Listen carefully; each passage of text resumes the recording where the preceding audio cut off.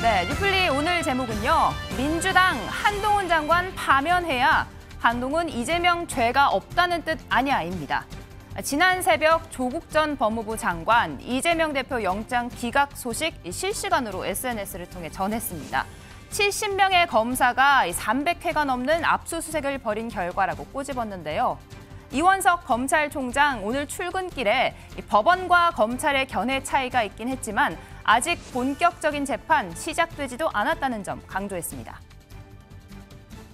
정당 대표라는 지위에서 방어권을 보장해주는 주안점을 둔 것이 아닌가 생각하고 있습니다. 영장재판은 죄가 있고 없고를 따지는 본안 재판이 아닙니다. 아직 재판은 시작되지도 않았고 범죄에 상응하는 합당한 처벌이 이루어지도록 최선을 다하겠습니다. 그렇다고 해서 뭐 무죄라는 것도 아니고, 그러니까 이게 급성 맹장염이냐 아니면 이게 만성 위염이냐 이 차이지. 대신 이제 국민들 의견은 분분할 수밖에 없고 여야 간의 정치 싸움은 더 심해질 수밖에 없기 때문에 이거 뭐 싸움을 붙이는 건가 법원이. 네, 하지만 민주당 이런 수사의 주체인 검찰총장이 아닌 법무부 장관에게 책임을 물었습니다. 구호를 외치는 도중에 탄핵 이야기까지 삐져나왔는데요. 이번 일은 검찰 역사상 최악의 오역으로 기록될 것입니다. 윤석열 대통령은 이재명 대표 표적 수사와 무리한 구속 시도에 대해 사과해야 합니다. 또한 이번 수사를 사실상 지휘한 한동훈 법무부 장관을 즉각 파면해야 합니다. 윤석열 대통령은 사과하라! 사과하라! 사과하라! 사과하라! 한동훈 법무부 장관을 죄송합니다. 한동훈 법무부 장관을 파면하라! 파면하라! 네, 앞서 한동훈 장관 이재명 대표 체포동의 필요성을 설명하면서 최장 발언 시간 기록했었죠. 영장 기각 결과에 이 자신감 넘쳤던 과거 발언들이 재소환됐습니다. 이러한 대규모 비리 혐의 정점은 이 의원이고, 이 의원이 빠지면 이미 구속된 실무자들의 범죄 사실은 성립 자체가 말이 안 되는 구조입니다. 증거가 차고 넘친다더니 직접 증거는 없고 언론에 중계 방송된 사실 이외에 새로운 증거는 없었습니다. 검찰이 공갈포만 있었습니다. 한방은 없었고 뻥카로 사람을 죽이려 했으나 실패했습니다. 이재명 대표는 칼날 위를 걸어서 살아서 돌아왔고 검찰은 때린 만큼 맞을 것이고 못된 짓을 한 만큼 벌을 받을 것입니다.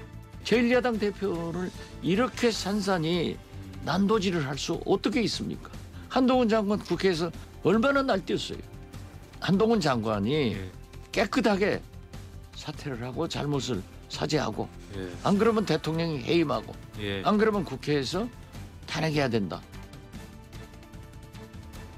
네, 한동훈 장관 오늘 아침 출근길에 마이크 앞에 섰는데요. 영장 심사 결과가 곧바로 유무죄 판결은 아니라는 사실 강조했습니다. 구속영장 결정은 범죄 수사를 위한 중간 과정일 뿐이고, 이번 이 대표에 대한 결정도 그 내용이 죄가 없다는 내용이 아닙니다. 야권에서 이제 무리한 수사였다 이런 비판이 나오고 있는데 요거에 대해서는 어떻게 보시나요? 제가 체포동의안 설명에서 말씀드렸다시피 관련 사안으로 21명이 구속됐습니다. 무리한 수사라는 말을 동의하실 만한 국민들이 얼마나 계실지 모르겠습니다.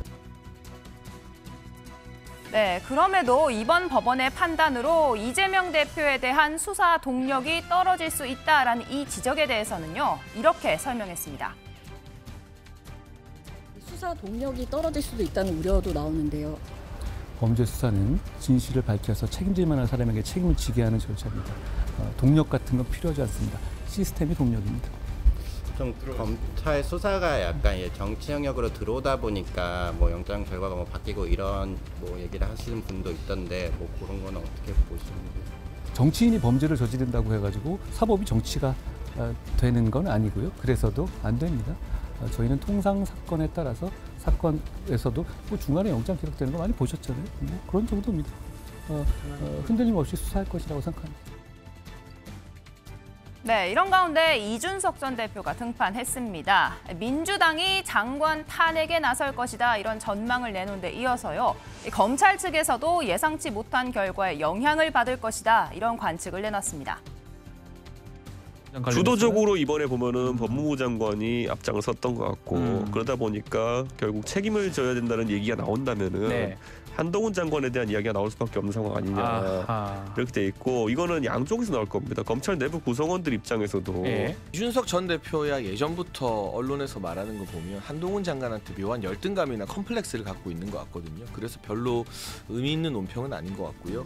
뭐 민주당이 이걸 이제 본인들의 어떤 이 기세 전환 네, 계기로 삼아서 진짜 한 장관 탄핵에 들어간다면 얼마나 엄한 국민들의 회초리를 맞게 될지 제가 상상이 안 갈 정도입니다. 어디 한번 해볼 테면 해봐라라는 말씀을 드리고 싶고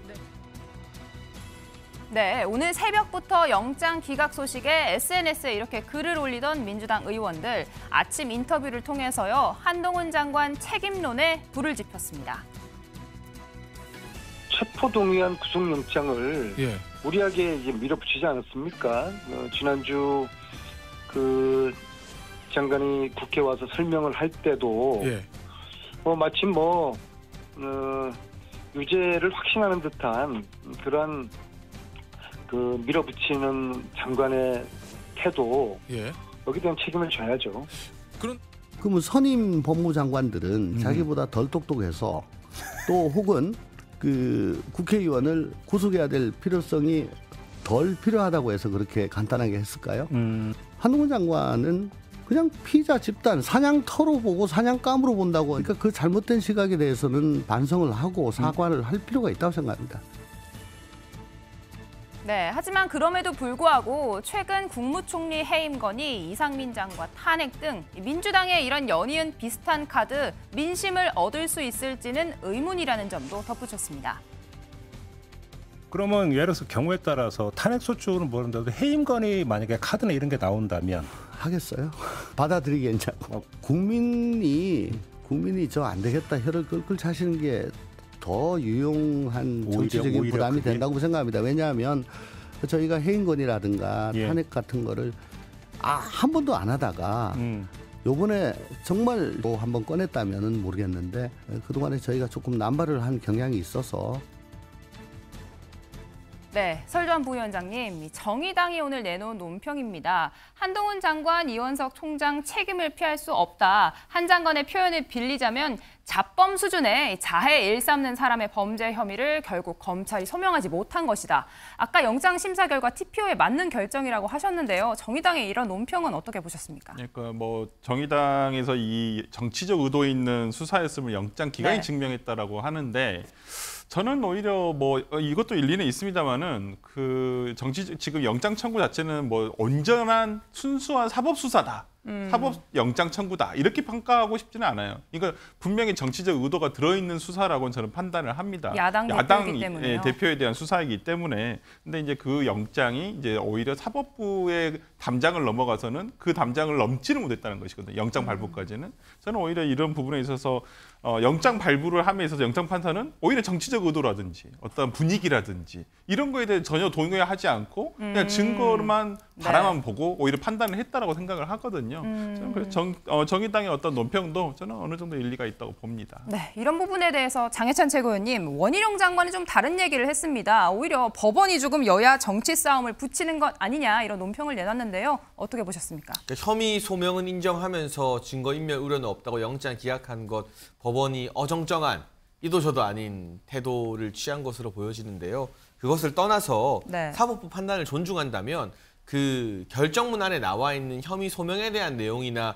여러 증거인멸에 대한 우려 정황은 판사도 적시를 했잖아요. 거기에 대해서 겸허해야지 마치 개선 장군이 된 것처럼 무죄 확정을 받은 것처럼 기세등등한 태도 보이는 게 옳다고 생각하지 않고요. 만에 하나 한동훈 장관 탄핵안 발의하겠다면 한번 해보라는 말씀 제가 드리고 있습니다. 국민의 역풍이 또 민주당을 덮치게 될 겁니다. 네, 마침 한동훈 장관 조금 전 이런 탄핵 요구에 대해서 직접 답변을 내놨는데요. 영상으로 준비했습니다. 보고 오시죠. 자기 당 대표의 각종 중대 불법을 법 집행기관이 법과 절차에 따라서 수사해서 처벌하는 것이 민주당에게는 법무부 장관을 파면하고 탄핵할 사유가 되는지 묻고 싶습니다. 다수당의 권력이 범죄 수사를 방해하고 범죄를 옹호할 때 그것을 외풍을 막고 수사가 왜곡되거나 영향받지 않도록 하는 것은 법무부 장관의 임무입니다. 네, 장혜찬 최고위원, 조홍천 의원도 얘기했지만 이번이 처음이 아닙니다. 국무위원에 대한 이런 탄핵안, 해임 건의안 이런 이야기가 나오고 있는데 사실 이번 사안이 한동훈 법무부 장관에 대한 탄핵 요건 이런 게 해당이 된다라고 보십니까? 전혀 해당이 되지 않죠. 그러니까 못할 겁니다. 헌법재판소 가져가 봐야 이상민 장관 때처럼 9대0 기각 날 게 불보듯 뻔하다는 것을 민주당도 알고 있을 겁니다. 그러니까 탄핵이라는 말 못 꺼내고 뭐 파면이나 이런 정치적 결정을 요구하는 것이고요. 이상민 장관 탄핵안이 9대0 기각된 것 잉크도 마르지 않았습니다. 그 상황에서 멀쩡히 일 잘하고 있는 한덕수 총리에 대한 해임 건의안을 뜬금없이 통과시켰는데 한 총리가 중국 가서 시진핑 주석과 맞상대하면서 동등한 대우를 받고 돌아왔죠. 이게 얼마나 어처구니 없는 국정 발목 잡기인지 너무나 많은 탄핵과 해임 건의안이 남발되었기 때문에 조홍천 의원이 지적한 것처럼 민주당도 염치가 있다면 이 이상의 조치를 취하기는 어려울 거라고 봅니다. 네, 설 전 부위원장님은 어떻게 보십니까? 지금 조홍천 의원 통합의 정치로 가야 한다 쓴소리가 나오고 있는데요. 일각에서는 이런 탄핵 이야기 거론이 되는 것 자체 민주당에서 좀 자제해야 된다 쓴소리도 나오고 있거든요. 네, 뭐 아까 저는 조홍천 의원이 오늘 아침 라디오에서 얘기했던 대로 오히려 그러니까 탄핵이란 것은 굉장히 엄격한 요건이 필요하거든요. 법에 위반되는 위법 사항이 발견이 됐을 때 일단 탄핵의 요건이 되는 것이거든요. 그리고 탄핵을 할 만한 중대한 위법이냐 이것도 또 따져봐야 되고요. 그렇기 때문에 쉽지 않은 건 사실입니다. 우리가 이상민 행안부 장관의 어떤 탄핵 결정에서 보듯이 쉽지 않기 때문에 저는 어찌됐건 간에 저는 조홍천 의원의 그런 의견도 국민들이 판단할 것이다. 이미 어떤 이재명 대표에 대한 수사와 영장 청구 이런 것들이 굉장히 무도하고 과했다라는 것은 국민들이 좀 판단하고 있을 것이라고 보고요. 그와 또 다른 별개의 얘기로 조홍천 의원이 얘기하듯이 당내 통합의 정치를 해야 된다. 그러니까 지금 뭐 당 내에서 뭐 색출해서 뭐 지금 징계하고 뭐 이런 얘기들이 나오거든요.